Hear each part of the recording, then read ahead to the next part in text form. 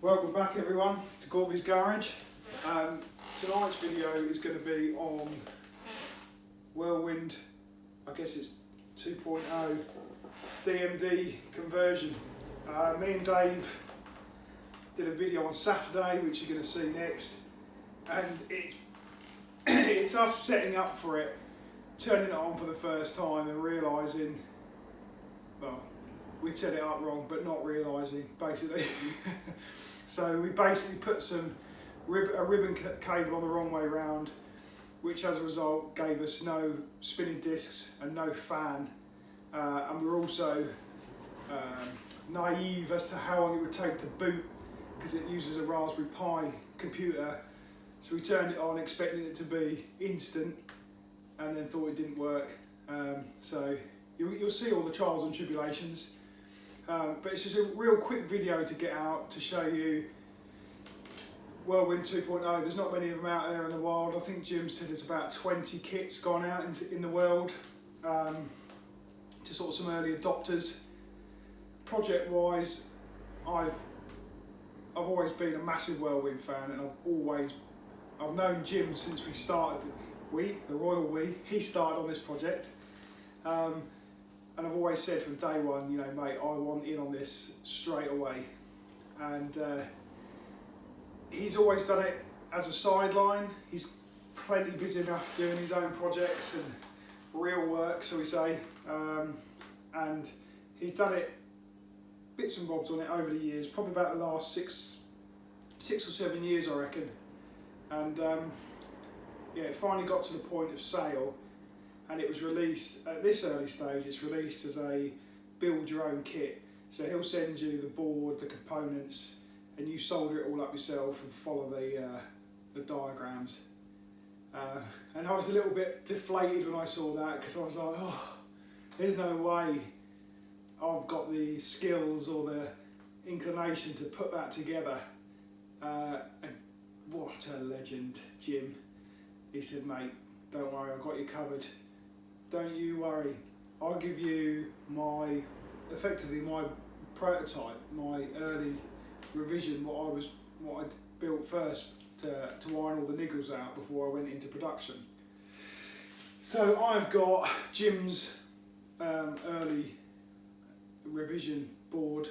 There's been some changes, I think, for the production ones and the ones that he's selling now. And but yeah, I didn't have to go through the pain of building it up, and when I put it together, he's been extremely helpful with getting me to put it together correctly, because when I didn't have any spinning discs and flashers, I said, oh mate, you should try and adopt that into your next, your code update. Try and integrate the flashers and the discs and the fan. And he's like, don't be stupid, of course they're in there. That's like the fundamental part of the game, the spinning discs and the fan, they're in there. And I'm like, okay, I've obviously wired this up wrong. And then after a bit of a conflab, we realised I put a ribbon connector on the wrong way around. And Dave even said that when we set it up on Saturday. He's like, I'm not happy with that ribbon, I think that's the wrong way around. But I overruled him, and he was right. So sorry Dave, you were right. The ribbon's on the right way around now. The DMD panel I'm being sent a replacement because that's really dim. I think it was a bad batch of panels, and I've got one, so I just need to swap the DMD out so I can get it to go brighter. You'll get the idea, and I'll do a better video when it's all singing and dancing. But yeah, let's have a look at it. Righto then, so playfield wise, exactly the same, no modifications whatsoever. That is just a stock Whirlwind playfield. I'll just turn the light on quickly. Yeah, it's a nice original Whirlwind that I've got here. You can sort of tell really by the ball drops and the sheen on the playfield there. Really nice original game.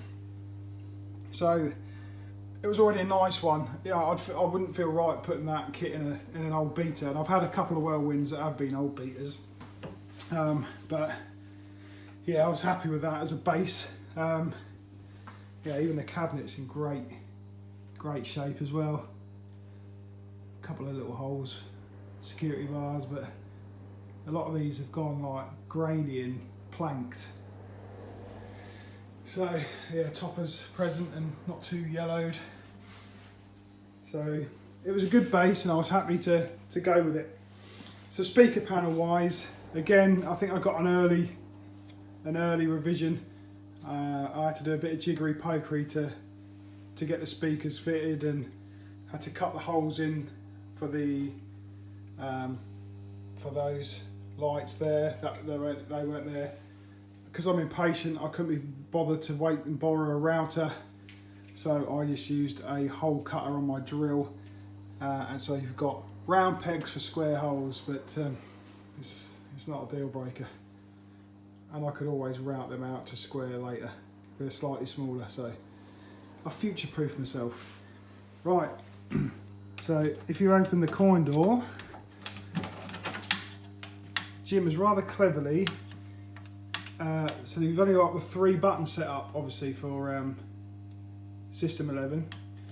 Normally on the WPC you've got 4 buttons, and the end 2 are volume up and down, or is it the middle 2? I don't remember.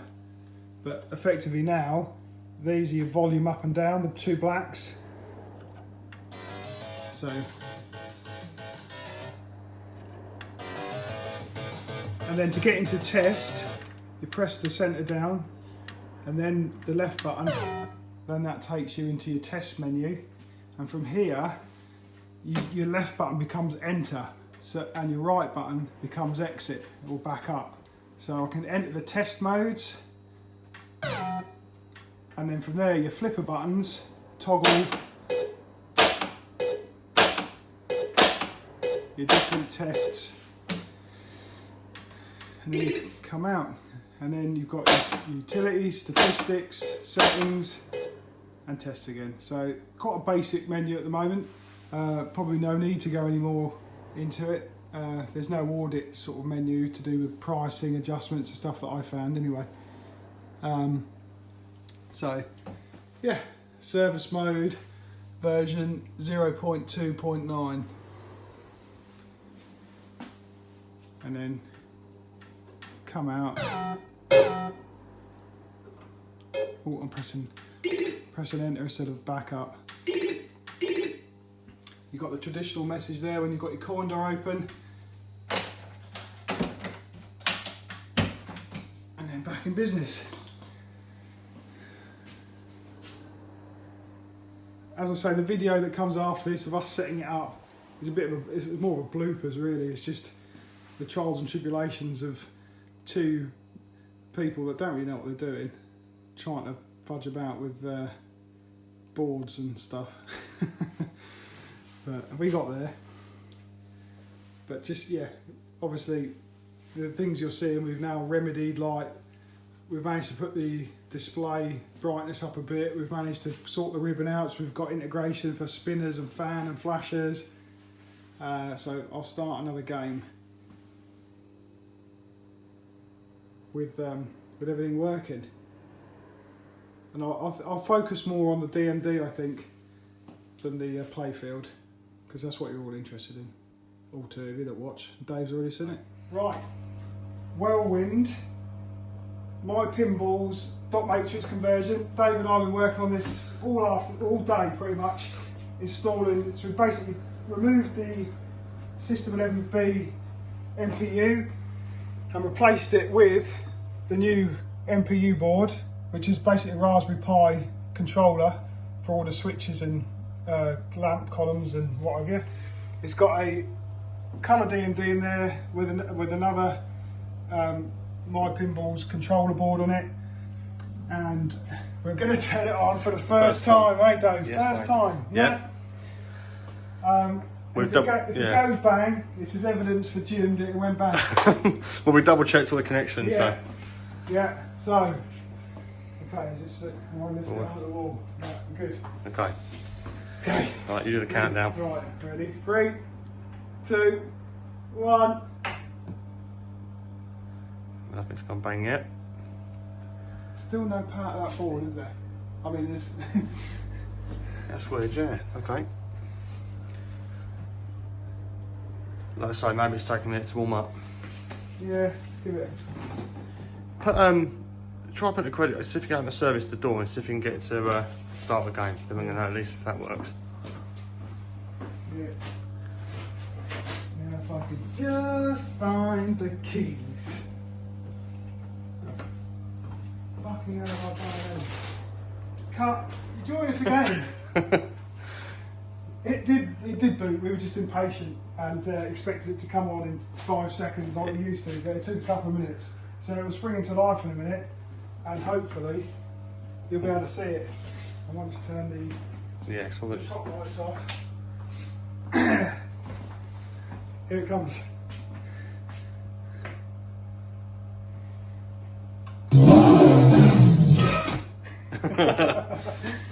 In the middle bowl. It's still not yeah. On. Yeah, well. So that is, to the uninitiated, just quite a standard looking pinball machine, but to those that know, that's a very rare sight as a dot matrix whirlwind. You can just see the whirlwind in there. But we can't quite figure out How to adjust the. how to change the contrast and what have you. But yeah, that is a booting and working DMD whirlwind. You said about the rule changes, didn't you? So there's some differences in the rules as well. I don't know what they are yet, but we've noticed all kinds of... Or do you want to do a game and we'll just kind of record and see what happens? Yeah. Or we'll focus on the Yeah, bit of DMD and yeah. I'll just check the volume's not ridiculous now.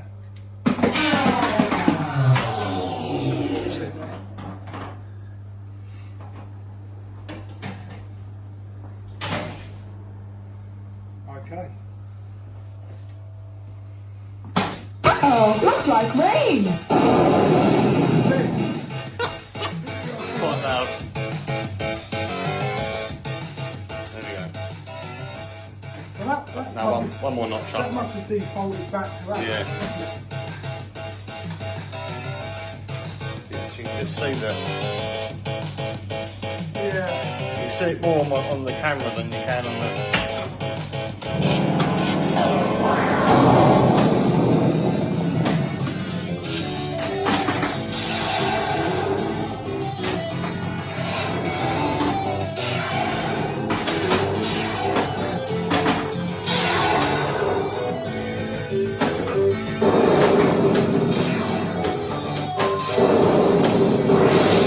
The storm is coming. Return to your home.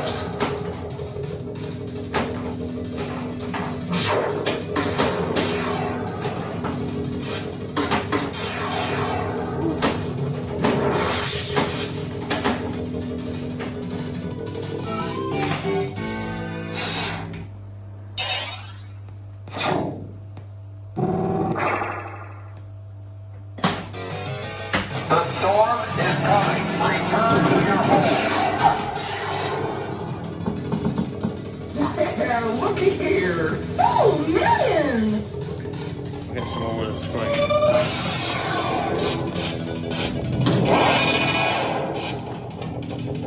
Oh, man.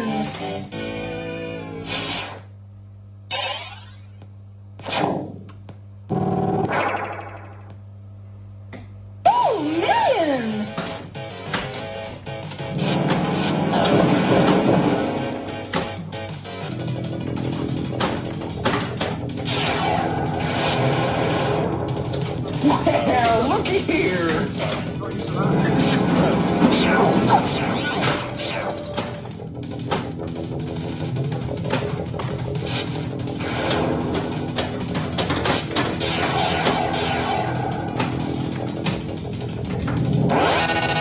The storm is over. All clear.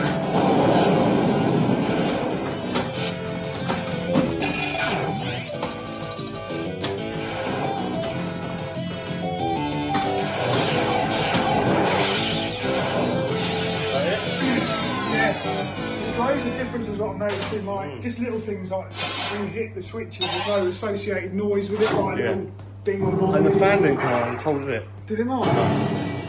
So yeah, I guess you've got to, maybe that only comes on with the multi-disc. Cool. There you go. Takes getting used to. Signing off. Signing off. Right, like I say, this video is for you to get a flavour of the DMD animations, not me playing the game. So I'm not showing the flippers. You'll see the ball flinging about up there. And I guess you're more interested in the DMD animations. So when I get a better camera tripod set up type situation, I'll do a better video with a brighter display. But here goes. Oh, looks like rain.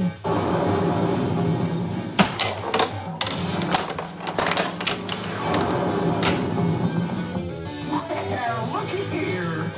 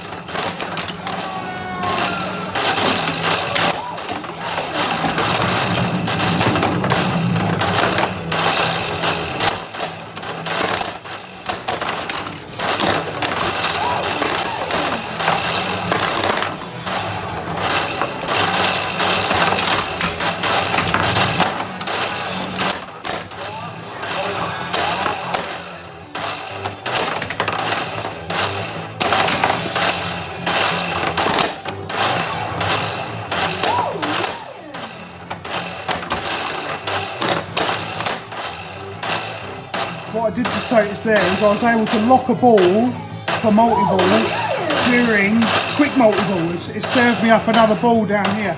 I need to get an auto launcher installed.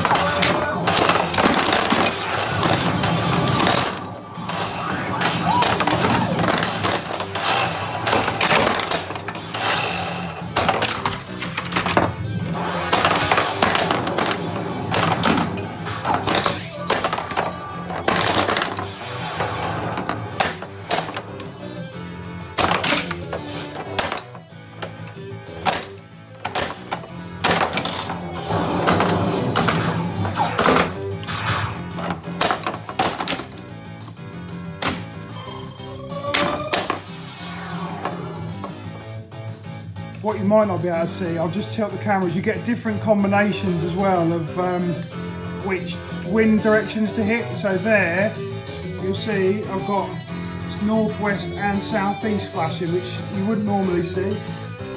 Hope that's not too loud, because I've got the glass off.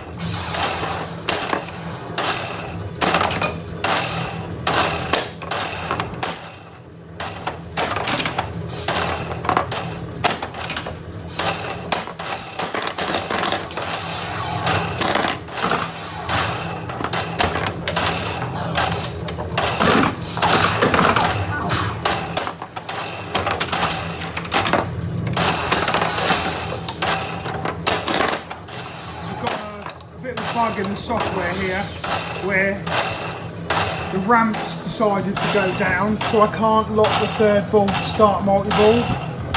So it's kind of the only way I'm going to be able to do this now is to shoot the left side.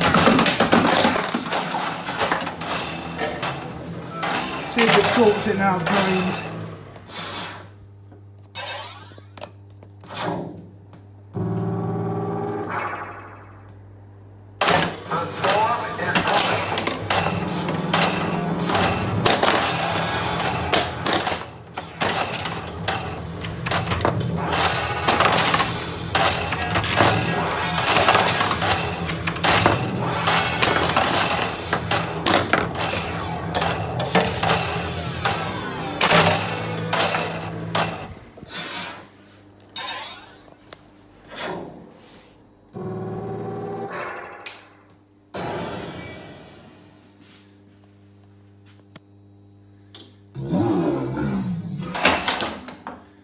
Yeah, so it's fairly.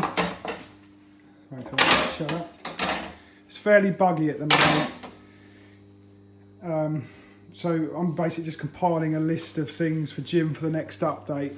You know, it's playable, but like the third ball, the ramp was raised for a certain time, but then obviously something happened and the ramp went down and it wouldn't open again, so I couldn't start multi-ball with the exception of hitting that left ramp. And then even at the end there, the lights went out, the release lights went out for that, so I'll let him know about that. But yeah, it was mainly to show you the DMD animations. The rules wise, I haven't got a clue yet. Fundamentally, you can, you know, collect the seller awards and start quick and normal 3-ball multi-ball, which is all the fun of the fair that you want on Whirlwind, with the added extras. So yeah, that's for the shenanigans. Shout out, as you Canadians say, to the guys on Pinside who wanted a quick video. I'll post a link for that, and then yeah, enjoy, get on board.